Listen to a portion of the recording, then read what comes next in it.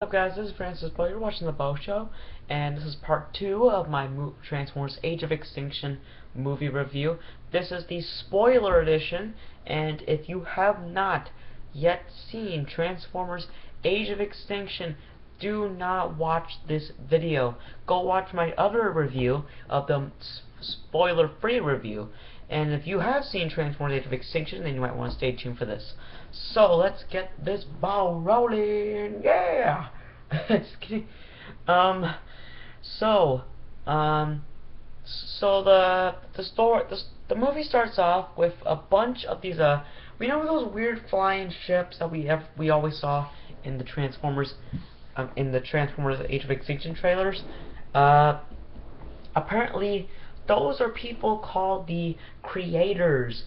I guess those are the creators of the Transformers, and we're not sure who they are, or if they even have names.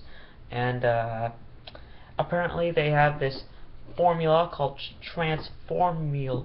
What is it called? Transformula. Transformula. I know it's a ridiculous name. And they were able to I'm sorry, let me start over. I'm sorry, that was something else. What the creators used is called a seed, and they were able to explode an area of land and made it into metal, and they were able to create Transformers. And that's how the story plots out. And then we find out more about the Cade finding Optimus Prime, and then we get into full detail about Galvatron. We get more about Galvatron in this movie, I would say. And let me tell you right now, people have been saying, is Galvatron Megatron? I will tell you right now that that is correct. Galvatron is in fact Megatron, or the other way around. So, and because in the movie, Megatron did survive in the Battle of Chicago because his head is still active. Basically, his mind is still active, and they took his mind and placed it into the new body, Galvatron, and he possessed it, and he was able to control it, and he was faking it like the humans were in his control, and the humans were controlling Galvatron, and he faked it, and they just went with it. And I find that really cool.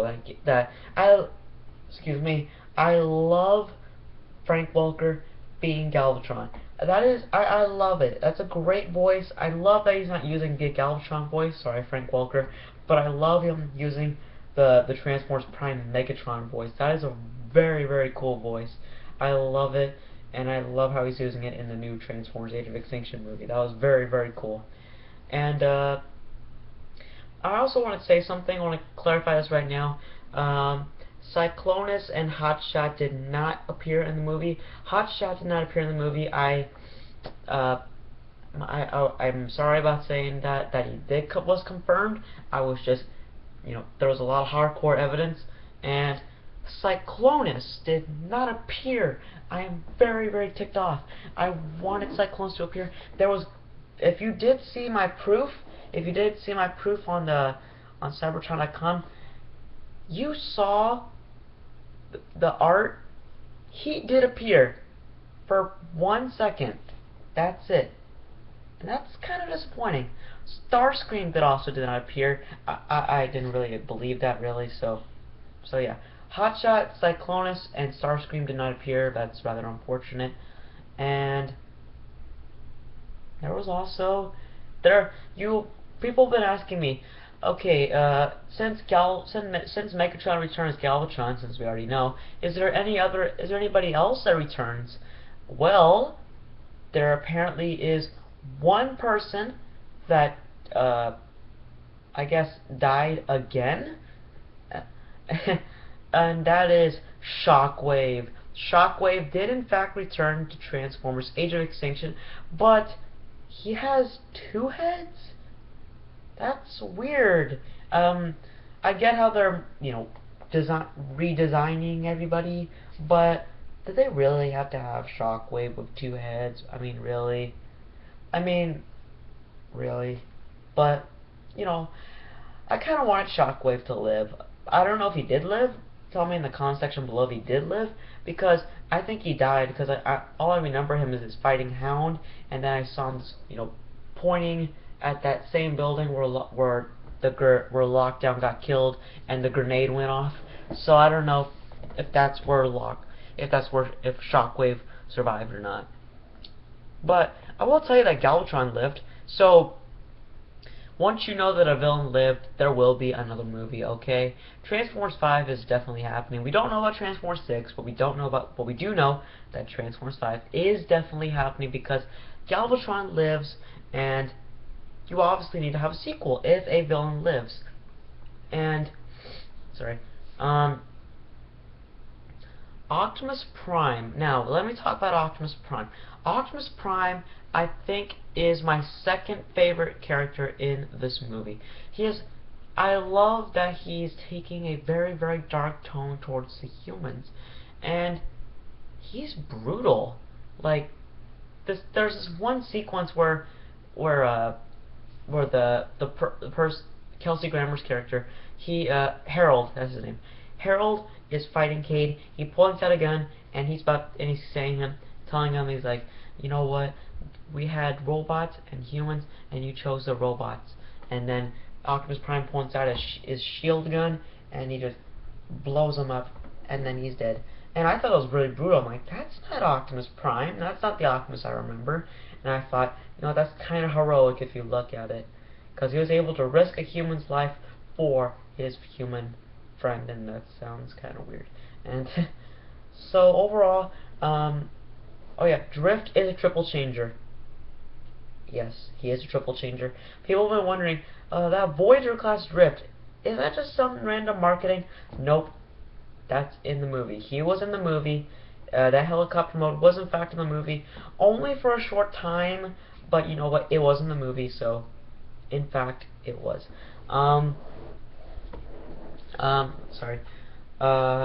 Slash did not appear in the movie. Slog did not appear. Snarl did not appear. Leadfoot did in fact appear in the movie. He unfortunately died in the movie. I understand, because they're doing a rip-off from the 1986 movie, and I get it. It's okay. But who else am I forgetting? Lockdown was cool. I loved him. He was my favorite villain of this movie. It's rather unfortunate that he died. It's obvious that every main villain dies. Oh man, I'm getting tired. Oh man. Let me wrap this up. I think that Lockdown was great. I think that he had not really the best screen time. I think Galvatron had the most screen time, I would say. And Lockdown, I think, was the best. My favorite part of Lockdown was when he jumped out of the ship and he's like, Prime! And he just points out his gun and starts shooting that little building. Boom, boom, boom, boom. And the whole thing just blows up. That was pretty cool. And I love that. That was pretty nice. And overall, it was a good film. I liked it. Stinger died. I'll tell you that. Stinger did die. That was unfortunate. I knew he was gonna die, actually. So, not really a spoiler, really. And that's pretty much it. So, I'll be doing my last video tomorrow, because I'm tired. And after that, it'll be pretty much it for Transformers Age of Extinction. Because there's nothing else really to talk about, because the movie's, like I said, already out. People know about it, they know it's there, and it's rather unfortunate. So, well, I probably won't be doing another movie review, another movie update for Transformers in probably not for a year or two, or not till 2016, I'll say. So, well, sorry, 2015. 2015, I'll start doing my reviews for Transformers 5. So that's when my next Transformers live action updates will be happening. Don't think I'm not done with Transformers, okay? We'll be still doing updates as we go. So that's all I gotta say in this video.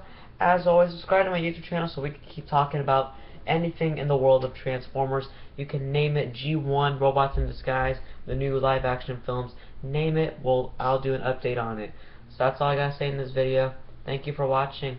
I'll see you in my next video where we talk about the overall movie as a whole, for the characters, the plot, the story, and of course Dinobots. So stay tuned for that, and thank you for watching. I'll see you next time.